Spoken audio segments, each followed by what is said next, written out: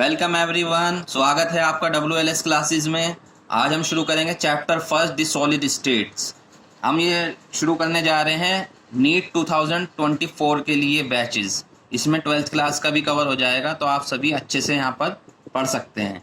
चलिए शुरू करते हैं। सबसे पहले द सॉलिड स्टेट्स में हमें पढ़ना क्या है। सॉलिड स्टेट में हमें पढ़नी है प्रॉपर्टी ऑफ सॉलिड्स, जो कि डिपेंड करती हैं तीन फैक्टर पर। सबसे पहले है nature of constituent particle, constituent particle यानी जिनसे मिलके सॉलिड बना हुआ है। एटम हो सकते हैं, आयंस हो सकते हैं, ठीक है, मॉलिक्यूल जो भी है। इसके बाद सेकंड है स्ट्रक्चर, वो अरेंज कैसे है। स्ट्रक्चर बहुत इंपॉर्टेंट होती है, प्रॉपर्टी पे इस पर बहुत फर्क होता है। और तीसरा है उनके बीच में फोर्सेस कैसे लगी हुई है, बाइंडिंग फोर्स क्या लगी हुई है, ठीक है।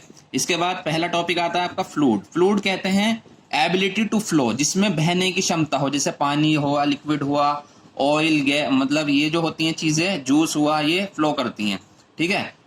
इसमें मॉलिक्यूल जो होते हैं दूर दूर होते हैं, कॉन्स्टिट्यूएंट मॉलिक्यूल्स जो होते हैं दूर दूर होते हैं एक दूसरे से, तो फ्री होते हैं मूव करने के लिए। रिजिडिटी इसका फ्लूइड का उल्टा है। इसमें पार्टिकल करीब रहते हैं, फिक्स रहते हैं एक ही जगह पे, सिर्फ ऑसिलेट कर सकते हैं। सॉलिड रिजिड होता है इसी वजह से। कैरेक्टरिस्टिक ऑफ सॉलिड आपको पता ही है, ये पुरानी प्रॉपर्टी है। डेफिनेट मास, वॉल्यूम, शेप होता है इसका। फोर्सेस, डिस्टेंस जो होता है उनके पास पास होता है, मतलब इंटरमोलिकुलर फोर्सेस स्ट्रांग होती हैं। इनकम्प्रेसिबल और रिजिड होते हैं, ये ज़्यादा इनको दबाया नहीं जा सकता। कॉन्स्टिट्यूएंट पार्टिकल फिक्स होते हैं। इसके बाद नोट रखिए, ये सॉलिड लिक्विड गैस में से कौन सी स्टेट्स पाई जा रही है। जैसे आपका पानी है, वो लिक्विड फॉर्म में पाया जाएगा या गैस फॉर्म में पाया जाएगा, कौन सी फॉर्म में पाया जाएगा, ये डिपेंड करता है हमारा दो फैक्टर पर, थर्मल एनर्जी और इंटरमोलिकुलर फोर्सेस। थर्मल एनर्जी अगर ज़्यादा हो रही है, ठीक, इंटरमोलिकुलर फोर्सेस से, तो वो या तो लिक्विड होगा या गैस होगा। और अगर इंटरमोलिकुलर फोर्सेस ज़्यादा है तो वो सॉलिड फॉर्म में पाया जाएगा, क्योंकि इंटरमोलिकुलर फोर्सेस बांधे रखता है और थर्मल एनर्जी यानी टेम्परेचर उसको कॉन्स्टिट्यूएंट पार्टिकल्स को दूर भगाता है। इसके बाद नेक्स्ट टॉपिक है एमोर्फस सॉलिड, किसको बोलते हैं, नो फॉर्म या शॉर्ट रेंज ऑर्डर, ठीक है। क्वार्ट्ज, ग्लास, रबर, प्लास्टिक इसका एग्जाम्पल है। क्रिस्टलाइन सॉलिड होता है long range order, NaCl, quartz इसका एग्जाम्पल है। यहाँ पे देख सकते हैं आप, ये वेल अरेंज है, लॉन्ग रेंज है, ठीक है। ये हमारा क्रिस्टलाइन सॉलिड हो गया और ये हमारा एमोर्फस हो गया। इसमें कुछ शेप सी नहीं बन रही, यहाँ कुछ बन गई, यहाँ कुछ बन गई, एमोर्फस हो गया हमारा, ठीक। इसके बाद आगे हमारा जो टॉपिक है वो है सूडो सॉलिड। सूडो सॉलिड कह लीजिए या सुपर कूल्ड लिक्विड कह लीजिए। अमोर्फस सॉलिड को सुपर कूल्ड लिक्विड भी कह देते हैं, क्योंकि सूडो सॉलिड इसलिए कहा गया है क्योंकि है तो सॉलिड पर ये फ्लो करता है, जबकि होना चाहिए था रिजिड, पर इसमें फ्लूइड वाला नेचर है फ्लो करने का, बहुत स्लोली फ्लो करता है, इसलिए इसको सूडो सॉलिड कहा गया है। एमोर्फस सॉलिड जो होता है वो सूडो सॉलिड होता है, ठीक है। इसी वजह से पुरानी बिल्डिंग्स के जो ग्लास होते हैं, शीशे होते हैं, वो नीचे से थिक पाए जाते हैं। इसके बाद दो नेचर हमें पढ़ने हैं, पहला है एनिसोट्रोपिक नेचर, दूसरा आइसोट्रोपिक नेचर। आइसो का मतलब होता है सेम। तो हमारा जो एमोर्फस सॉलिड है उसको किसी भी डायरेक्शन से आप अगर मेजर करेंगे, फिजिकल प्रॉपर्टी वो सेम आएगी, उसको बोलते हैं आइसोट्रोपिक नेचर। जो किसी भी डायरेक्शन से आप फिजिकल प्रॉपर्टी मेजर करें वो सेम आए, उसको बोलते हैं आइसोट्रोपिक नेचर। एनिसोट्रोपिक नेचर में ऐसा नहीं है, अलग अलग डायरेक्शन से अलग अलग प्रॉपर्टी आती हैं, या आप पढ़ सकते भी हैं, ठीक है, उसको बोलते हैं एनिसोट्रोपिक नेचर। इसके बाद आप ये टेबल देखें, क्रिस्टलाइन सॉलिड और एमोर्फस सॉलिड में डिफरेंस किया गया है। 7 पैरामीटर्स लिए गए हैं, इन्होंने प्रॉपर्टीज कहा है इनको। जैसे शेप, इसमें डेफिनेट होती है, इसमें इरेगुलर होती है। मेल्टिंग पॉइंट इसमें शार्प होता है, ये ग्रेजुअली सॉफ्टन होता है, यानी धीरे धीरे मेल्ट होना शुरू हो जाता है। क्लीवेज प्रॉपर्टी, अगर आप इसको नाइफ से कट करेंगे, दो प्लेन सरफेस आएंगे, बिल्कुल स्मूथ सरफेस एकदम, और इसमें इरेगुलर सरफेस आते हैं। हीट ऑफ फ्यूजन इसमें डेफिनेट है, इसमें डेफिनेट नहीं है। ये एनिसोट्रोपिक नेचर है, ये आइसोट्रोपिक नेचर है। इसको ट्रू सॉलिड बोल सकते हैं और ये सूडो सॉलिड है, ठीक है। और ये लॉन्ग रेंज ऑर्डर होता है, ये शॉर्ट रेंज ऑर्डर है। नेक्स्ट टॉपिक है हमारा क्लासिफिकेशन ऑफ क्रिस्टलाइन सॉलिड। ये पूरा 2 पेपर ना पढ़ के, अगर सिर्फ आप ये पेपर और ये पेपर स्किप करके अगर सिर्फ आप ये टेबल कर लेते हैं तो आपका एक टॉपिक हो जाता है।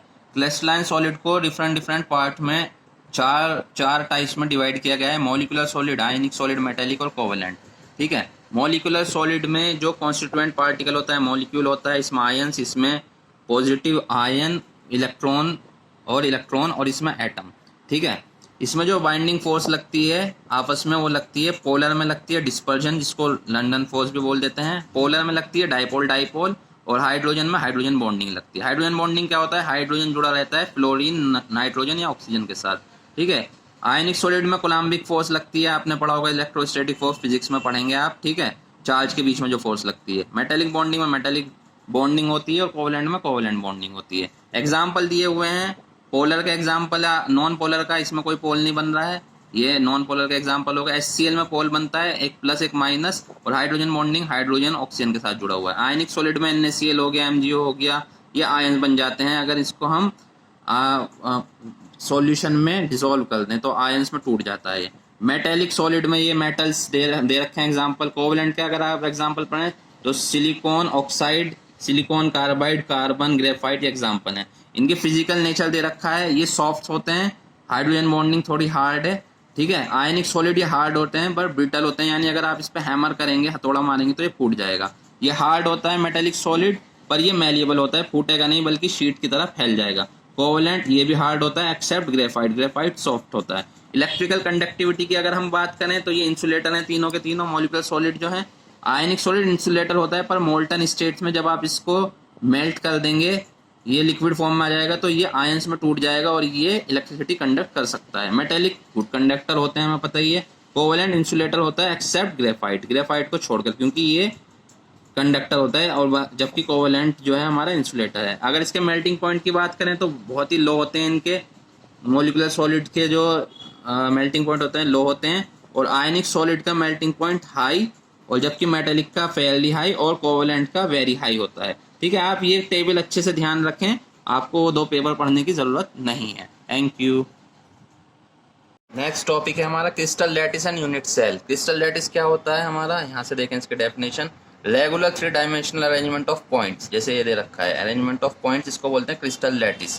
ठीक है, ये अलग अलग तरीके से 14 पॉसिबल वेरिएशन हो सकते हैं। जो ये हमारे एटम पाए जा रहे हैं अलग अलग पोजीशन पे पाए जाएं, ये 14 पॉसिबल हमारी पॉसिबिलिटी हैं जिनको ब्रेविस लैटिस बोला गया है। ठीक है, इसके बाद यूनिट सेल क्या होती है, तो ये जो दिखा रखा है हमारा रेड कलर से यूनिट सेल है। यहाँ पे भी देखें इसको पूरा डिटेल से।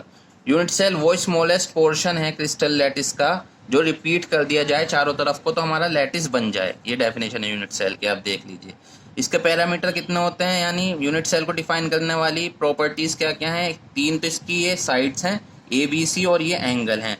B और C के बीच में अल्फा है, C और A के बीच में बीटा है, और A और B के बीच में गामा। ये एंगल बन रहे हैं। 6 पैरामीटर हैं यूनिट सेल को जो हमारे डिफाइन करते हैं। इसके बाद 2 तरीके की हमारी यूनिट सेल हैं, एक प्रिमिटिव है और एक सेंटर्ड यूनिट सेल है। प्रिमिटिव यूनिट सेल वो होती है जिसमें जो पार्टिकल्स प्रेजेंट होते हैं, जैसे ये पार्टिकल्स हैं, ये प्रेजेंट होते हैं सिर्फ ओनली कॉर्नर्स पर, उसको बोलते हैं प्रिमिटिव यूनिट सेल।